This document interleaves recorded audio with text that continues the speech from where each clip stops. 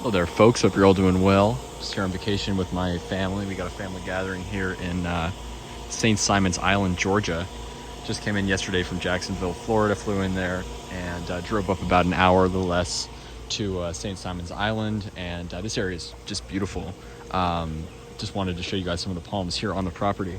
Got like a little house for the family here we're staying at, and yeah, it's just awesome. Never been here. I drove through Georgia once when I had to drive back 16 hours from Miami to DC because our flight got canceled like a year or so ago. But we only stopped in Savannah for dinner, but it was like outside the city, so I've never really seen much of Georgia. And yeah, I mean, this part of Georgia is really awesome. I sort of expect it to be more like Virginia Beach a little bit, sort of more northern, southeastern cities like up the coast. But it reminds me a lot more of Florida, I gotta say, especially like some of this architecture here. Got that awesome tile roof Spanish architecture, love that. And obviously a lot of palms, and the queens, I knew they grew here, but we're not that far from sort of the northern limit of where they grow up in southern South Carolina. We're sort of midway between Florida and South Carolina, up on the Georgia coast right now, a little closer to Florida. But I wonder how cold it gets here. I wonder what like the extreme minimum. I think I saw the averages, like the coldest month, the average high here is like 61. Lows are probably in the 40s, maybe low 40s. And then obviously summer, it's moderated a bit, but you got, obviously pretty hot and steamy this time of year. It's not actually that bad right now. In the shade, it feels fine. But obviously in the sun, it's pretty hot out. Definitely cooler though by the coast, so it's really nice. And yeah, this is just at the place we're staying, but you got the bird of paradise there.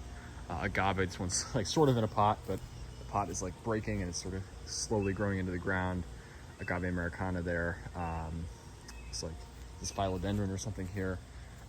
And then lots of cool other just massive subtropical, maybe tropical plants. You got a citrus tree here. I actually used the pool skimmer to knock one of these down yesterday, and it was pretty tasty actually. So lots of citrus up there, which is awesome. Obviously southern magnolia, which is native not far from here. I don't know how close it's native to here, but it's native across southern Georgia, so maybe it's native to the island for all I know. Those things are everywhere. Obviously they grow in DC. They're super hardy, but super tropical looking. Listed right there, by the way.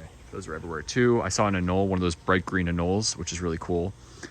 Native sable palmetto here. You got a lot of young ones sort of coming up here in the, I think that's one back there, in the bushes here. So you got a younger one there, and then just like a massive palmetto there. So those are everywhere here. They're native on the island, of course, and they're native up the coast to southern North Carolina, Bald Head Island. Love that Spanish roof, by the way. So the architecture is also really cool, because obviously as you get further north in Florida and then into Georgia, the Spanish architecture is less common, but I always take note of these things. And then the architecture, you got more of this just sort of classic, like, I don't know what the style is, but sort of houses like you see in a lot of suburbia. But there's still a lot of Spanish architecture here, influences from Florida, I guess. And the live oak canopy is like present throughout the island, so you can't see it that well here, but you can just see there's live oaks everywhere covering the streets. They're super wide, and they shade it really well, so that's just awesome. So it really does remind me of places that are tropical places, even though this is pretty solidly subtropical, not quite warm enough to be tropical. But something like a royal palm, I wonder how it would do here. There's some that survive in really good microclimates in Jacksonville, again, like an hour south of here. So I think on one of these really well moderated islands, moderated by the ocean temperature wise, maybe a royal could squeak by. I don't know about like the extreme freezes, but I would love to see one tried here. I'll obviously keep my eyes out for one. This Mexican fan palm looks like it has some weird growth. Something's going on up there. You can see that spear. I think it's a spear coming out weird.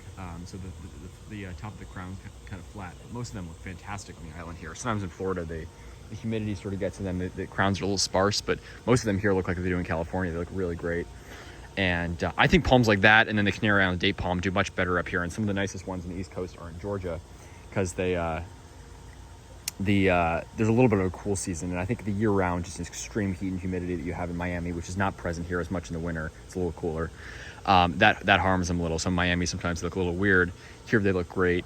And obviously queens do really well here. These are some pretty nice and healthy queens. Some of them look kind of anemic. Most of them look really good. Like in California, for example, the lack of water and lack of nutrients in the soil, which is not as much of an issue here. They get a lot more rain. I think 45 inches of rain here on the islands. That helps a lot. So you can see these nice healthy queen palms here. Big date in the middle. I think that might be a Sylvester date. I'm not quite sure. You guys can let me know. It's kind of weird. Usually I'm able to tell us. I think it might be Sylvester, not just a normal date palm, but really nice. And then just like you see in Florida a lot, you got ferns growing up in the crown there. Absolutely awesome. Huge Chinese fan palm clump there. Livingstone chinensis. I don't know what these are, but some sort of other, maybe calla lily, some sort of other tropical or subtropical plants. So it's just awesome plantings throughout the yard. Look at that also. Really, really awesome. Huge live oaks. For all I know, plenty of these could have been here before the houses were built, when this was all natural, and just have grown here since. So just massive live oaks. It really is awesome. Sago palm there. So it's a lot, like Virginia Beach looks very much like sort of classic Southeastern. This is sort of still has a lot of Florida influence, the architecture, the landscape. It's really interesting. Not exactly as I expected. It's just awesome. And the beaches are super cool. There's like a sable palmetto. Sable palmetto grows all over, and then the live oaks create a very jungle-like effect. So it's surprisingly tropical feeling here. Just awesome. Absolutely love it. Bird of paradise. I've seen a lot of small ones here. I haven't seen a ton of tall ones. Maybe I just haven't noticed them yet, but I know like in a bad freeze, these things sometimes freeze to the ground and grow back. I don't know if that happened here. I don't know if it gets cold enough here to really damage them much, but awesome to see those here, all these here. And it's just an awesome climate here. I don't know if I would say I prefer this to Florida. Obviously I think Florida is like really beautiful, but like somewhere like Miami, here there's more of a challenge. You can still zone push a lot more palms than in Miami. So I think there's something interesting to a climate like this. I would love, if I lived here, I would love to try royals and some of the more marginal stuff, as well as obviously queens, date palms, the classic stuff, and the natives. You got 4 native palms to Georgia: sable palmetto, sable minor, needle palm, and Serrano repens, the saw palmetto. So I would plant the natives, plant the other palms that grow here, and just, yeah, it seems like a kind of cool climate to experiment in. Obviously, this is probably zone 9, I'm guessing. 9A, 9B, or something like that. So yeah, again, winters are very mild here. You do have obviously extreme cold freezes occasionally, but that is rare, and the averages are quite pleasant and mild throughout the winter, and then hot and steamy summers, obviously. But just awesome. Yeah, super cool. So cool to be here on St. Simon's Island.